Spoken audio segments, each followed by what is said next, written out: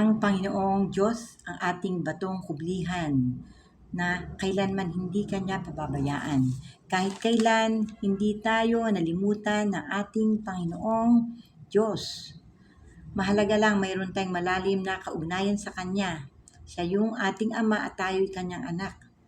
Sabi dito sa Awit 91 verse 1, siyang naghahangad ng pagkupkop ng kataas-taasan at nanatili sa kalingan ng iyong makapangyarihan ay makapagsasabi sa Kanya, Panginoon, muog katahanan.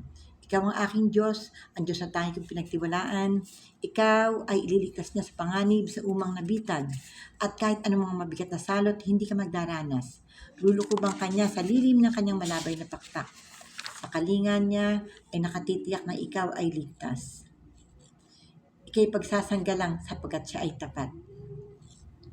Sabi dito, sa salita ng nabasa natin sa Awit 91, nandoon yung pag-iingat ng Panginoon. Mahal ka niya, hindi ka niya kailanman pababayaan, hindi ka nalimutan. Dahil yun po yung relasyon natin sa Panginoon na kung tayo mag-isip natili sa Kanya, hindi ka niya iiwanan, hindi ka niya pababayaan.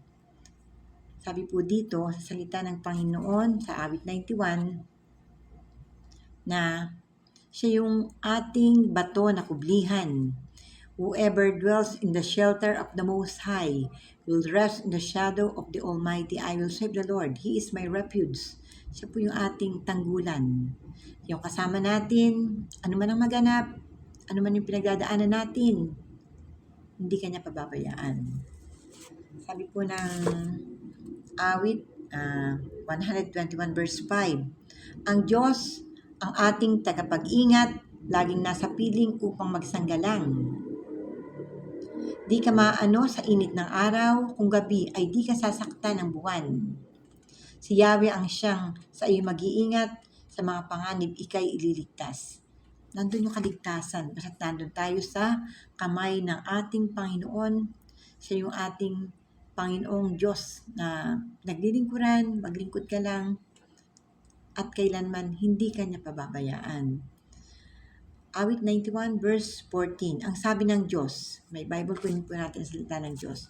Ang sabi ng Diyos, aking ililigtas ang mga tapat sa akin, at sino mang taong ako'y kikilalanin. Kapag siya'y tumawag, laging handa, ako na siya'y pakinggan, aking sasamahan, at kung may problema, kung may hilahil ay sasaklolohan. Aking liligtas ang bawat isa'y pararangalan at bibigyan ng mahabang buhay at nakatitiyak na ang tatamoy kaligtasan. Mga pangako ng Panginoon na panghawakan natin. Iingatan Kanya, nandyan na anuman ang kaganapan, hindi Kanya pababayaan. Dahil nandun yung pagmamahal sa atin ng ating Panginoon. Diyos na kataas-taasan. Iingatan ka niya, sasamahan ka niya, huwag kang matakot. Huwag kang mag-alinlangan. Nandun ang kanyang mga kamay upang ikay bantayan, samahan, ingatan. Mga kapatid, magtiwala sa Kanya. Kaya kailangan unahin natin siya. Ano man ang bilang tao, tayo nandito ngayon, magkaroon tayo ng malalim na relasyon sa ating Panginoon. Kilalanin natin ang tagapagligtas. Dahil tandaan natin, ano man yung ating pinagdadaanan, nandun yung pagsama ng Panginoon. Pag may relasyon ka sa Kanya, kilala mo ang tagapagligtas mo, si Jesus. Kailanman, nandyan yung gabay niya sa iyo. At nubay. At pabalot tayo sa dugo ng ating Panginoong Jesus. Cover us with your blood, Lord. Dahil ang Panginoon lang ang tanging magbabantay sa atin at mag-iingat pati sa ating buong sambahayan. Bless us indeed, enlarge our territory. Let your hand be upon us, protect us, Lord, from evil that it may not cause pain. Iingatan, sasamahan, proteksyon ng kanang Panginoon. Magkaroon tayo ng malalim na kaugnayan sa Kanya. Dahil tandaan natin, hindi nabibigo ang nagtitiwala sa ating Panginoong Diyos na kataas-taasan. Hindi Kanya iiwanan.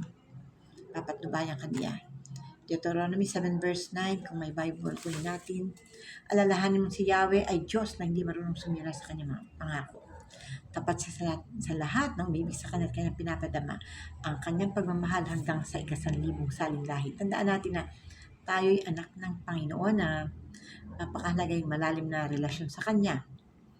Dahil yung Abraham's blessing, makakamit natin to.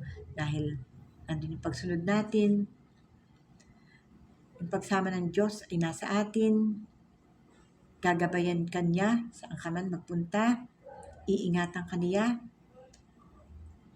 at kailanman ang Kanyang kamay ay nakaagapay sa iyo upang ikaw ay bantayan.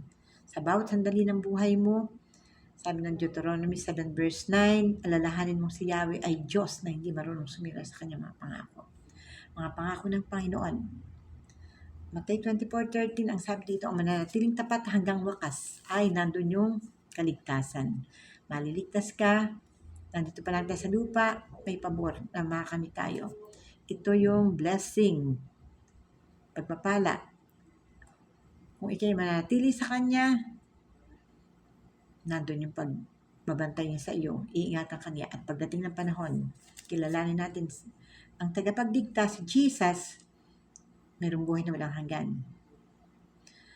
Ang sabi po ng Biblia, talaga ang Biblia, lahat ng nakalagay dito ay tapat at totoo. Ang Diyos natin tapat sa atin. Ang manatiling tapat, maging tapat tayo sa Kanya dahil laging babantayan ka niya dahil mahal ka ng ating Panginoon. Praise God.